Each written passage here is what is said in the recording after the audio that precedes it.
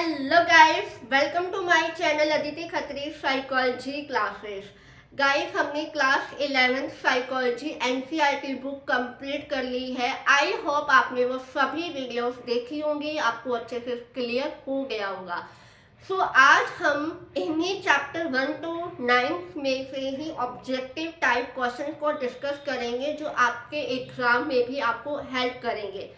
So guys, let's begin without any time waste. So first question is, the first psychological department in India was set up in.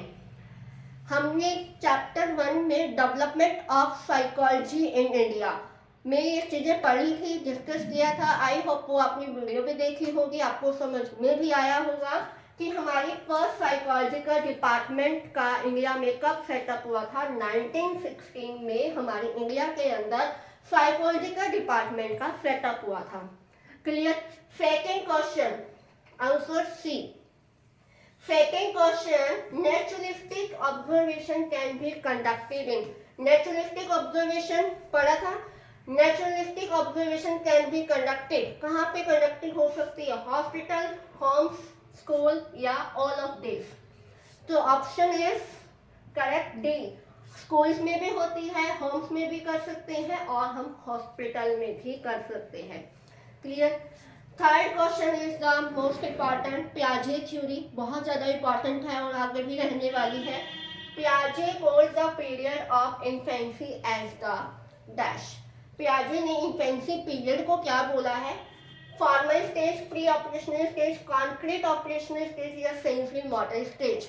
The answer is D, sensory motor stage, right. And the second stage of पियाजे theory, उनके according क्या है second stage? Pre operational stage, and third stage is the concrete operational stage, and fourth is the formal stage, जो आपकी adolescence की stage होती है। Clear.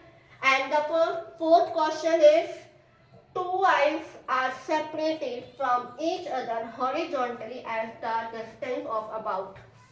हमारी जो आईज है, आईज का स्ट्रक्चर पढ़ा है human eyes chapter number 5, right. Human eyes के अंदर हमें पढ़ा है कि हमारी आईज के बीच का जो डिस्टेंस होता है वो कितना सेंटीमीटर होता है। तो क्या फर्स्ट ऑप्शन है 4.5 centimetre, second is 5.5 centimetre, third 6.5 centimetre या फोर्थ 7.5 सेंटीमीटर। तो आंसर इज 6.5 सेंटीमीटर हमारी दोनों आईज के बीच का डिस्टेंस होता है। Clear. Fifth question is, how many different stimuli be registered using the seven sense organ.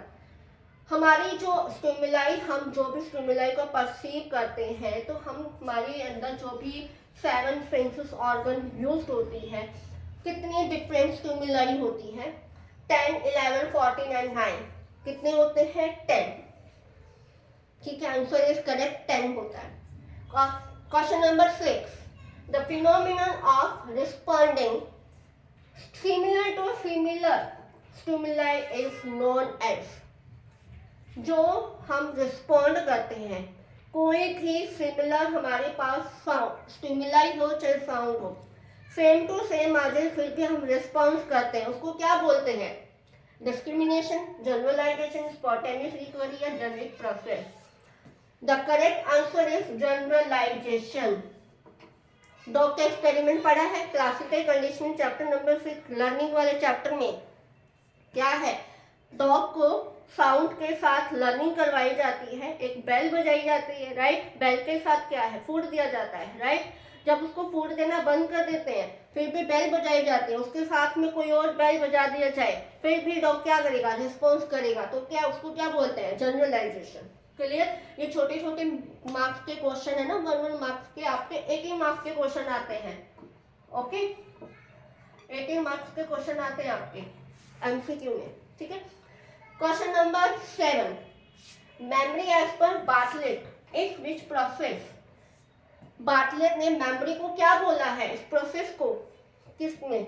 Option destructive, constructive, static या complex. तो ऑप्शन इज करेक्ट, कंस्ट्रक्टिव भी बोला है बार्टलेट ने। Memory as a constructive process है। Clear? 7 question आपको clear हुए यहाँ तक? 8 question if information that does not receive attention fade away quickly. अगर हमने कोई भी इंफॉर्मेशन अटेंशन से रिसीव ना की हो, क्या वो इजीली फेड अप हो जाएगी हमारी मेमोरी से? हमारी जो भी मेमोरी है, कोई भी इंफॉर्मेशन आती है हमारे पास, वो इजीली फेड अप हो जाएगी? ट्रू या फॉल्स? Correct, true. अगर हमने कोई भी इंफॉर्मेशन रिसीव की है, अगर हमने उसके ऊपर अटेंशन पे नहीं किया तो इजीली फेड अप हो जाएगी। Question number 9, feeling of excitement even certification kind of things are found in stage of creative thinking. कौन सी क्रिएटिव थिंकिंग के स्टेज में से feeling of excitement even certification भी हमें मिलता है? कौन सी स्टेज कहती है? इंक्यूबेशन, वेरिफिकेशन, प्रिपरेशन या illumination? So D answer is correct. Illumination के स्टेज है जो हमें feeling of excitement and we can say I am satisfied, right? तो ये क्या है? इल्यूमिनेशन के स्टेज। यहाँ एक क्वेश्चन और भी बनता है, which is the correct sequence of stage of creative thinking? तो फर्स्ट स्टेज इज प्रिपरेशन की स्टेज, सेकेंड कौन सी स्टेज होगी? इंक्यूबेशन की स्टेज, जहाँ पे हम थोड़ी देर के लिए प्रॉब्लम को गिव अप कर देते हैं, एंड थर्ड इज इल्यूमिनेशन की स्टेज, एंड फोर्थ इज हमारा वेरिफिकेशन, राइट? तो यहाँ पे 2 क्वेश्चन कवर हो गए हमारे। Next 10th question is stimulation of which of the following produce clear anxiety and automatic reaction. इनमें से कौन सा फियर, एंजाइटी और ऑटोमेटिक ही हम रिएक्शन कर देते हैं जब भी हमारे सामने कोई स्टिमुलेट हो जाता है? तो कौन सा ब्रेन का पार्ट एक्टिवेट होता है? थैलेमस होता है, हाइपोथैलेमस होता है, कॉर्टेक्स होता है या लिम्बिक सिस्टम होता है? तो right answer is thalamus. Thalamus है जो हमें एंजाइटी, फियर, ये ऑटोमेटिक है, वो हमारे ब्रेन के पार्ट है जो हमें एक्टिवेट कर देता है, ये एक्टिव हो जाता है। Clear? Next is dash, fill the blank, dash plays an important role in human behaviour. Human behaviour में कौन इम्पॉर्टेंट रोल प्ले करता है? मोटिवेशन। मोटिवेशन हमारे ह्यूमन बिहेवियर को बहुत बड़ा रोल इम्पॉर्टेंट प्ले करते हैं। Question number 12, which of the following is common human instinct? इनमें से कौन सा कॉमन ह्यूमन इंस्टिंक्ट है? Sorry, curiosity, reproduction, parental care and all of this. Which is the correct in this option? And the correct option is all of the this, option number D।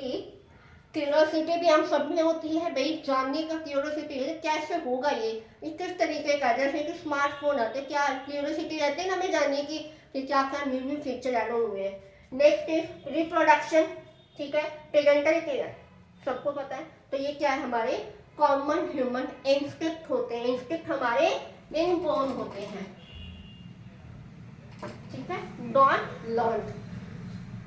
13 question is sexual activity is not necessary for individual survival. Individual survival के लिए is the necessary thirst and hunger is the most important for human survival, but sexual activity is not necessary for an individual survival. True or false? True. Sexual activities हमारे individual survival के लिए important नहीं होती है, इसलिए true. Question number 14, the behaviour school of psychologist वो found by. कौन से बिहेवियर साइकोलॉजी ऑफ स्कूल के साइकोलॉजी है जिन्होंने फाउंड किया था? First is G.B. Watson, second Wertheimer, Freud and Maslow, right? G.B. Watson है जो बिहेवियरिस्ट स्कूल ऑफ साइकोलॉजी है, ठीक है। और कौन है? स्किनर, बिहेवियरिज्म थ्योरी भी दी थी ना उन्होंने, स्किनर बॉक्स। वर्दाइमर कौन है पता है? वर्दाइमर कौन है? Koffka Wertheimer. Freud psychoanalysis and Maslow humanistic perspective जैसे बताते हैं, वो एक स्टेज देते हैं, राइट? वर्दाइमर कौन है? गैस्ट्रोट साइकोलॉजिस्ट या कौन है वर्दाइमर? मुझे कमेंट सेक्शन में आंसर दो इसका। वर्दाइमर कौन है? गैस्ट्रोट psychologist. Clear? 15 question is which of the following is the goal of psychology inquiry? Psychology inquiry के गोल कौन कौन से इसमें से डिस्क्रिप्शन, प्रिडिक्शन, एक्सप्लेनेशन या ऑल ऑफ दिस, ये तीनों ही हमारे साइकोलॉजिकल इंक्वायरी के गोल्स है. तो answer is D. Choroid is the part of which layer of eye? आई के किस लेयर का कोरोइड पार्ट है? इनर लेयर का है, आउटर लेयर का है, मिडल लेयर का है या सरफेस लेयर का है? तो answer is correct, middle layer का हमारा कोरोइड पार्ट है. Question number 17, learning is a process. Learning एक प्रोसेस है. लर्निंग कौन सी हमारी? Cognition. Cognition is the knowing process, जिसमें हम learning, memory, perception, logical thinking वगैरह हम क्या करते हैं, हम यूज करते हैं. तो लर्निंग एक साइकोलॉजी प्रोसेस है, फिजियोलॉजी है, फिजिकल है या मैकेनिकल है. तो लर्निंग एक psychological process is the correct answer of A. Question number 18, which of the following area is stimulated due to animals are able to eat. जब animals food को खाते हैं तो कौन सा एरिया स्टिमुलेट हो जाता है? तो option ventromedial hypothalamus, lateral hypothalamus, liver या पैंक्रियास.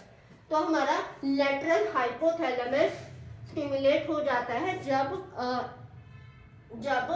एनिमल्स ईट, खाना खाते हैं तब. ठीक है. Question number 19, focusing on single characteristic is called dash, fill in the blanks. किसी सिंगल कैरेक्टरिस्टिक्स पर अगर हम फोकस करें तो उसको बोलते हैं centration. Clear? Centration. And the last 20th question, genes work in. जो हमारे जीन्स होते हैं वो कैसे पेयर्स में काम करते हैं, ग्रुप में करते हैं, ऑटोसोम्स में करते हैं या ट्रेड्स में करते हैं? तो आंसर इज करेक्ट, पेयर्स में हमारे जीन्स वर्क करते हैं. सो गाइस, आई होप आज की वीडियो अच्छी लगी होगी. हमने टोटल 20 क्वेश्चंस को कवर किए हैं. आई होप आपको ये एग्जाम में हेल्प करे. सो गाइस, मिलते हैं हमारी नेक्स्ट वीडियो में नेक्स्ट टॉपिक के साथ. Guys please like, share, comment and subscribe my channel. So मिलते हैं नेक्स्ट वीडियो में नेक्स्ट टॉपिक के साथ. तब तक bye bye, have a nice day.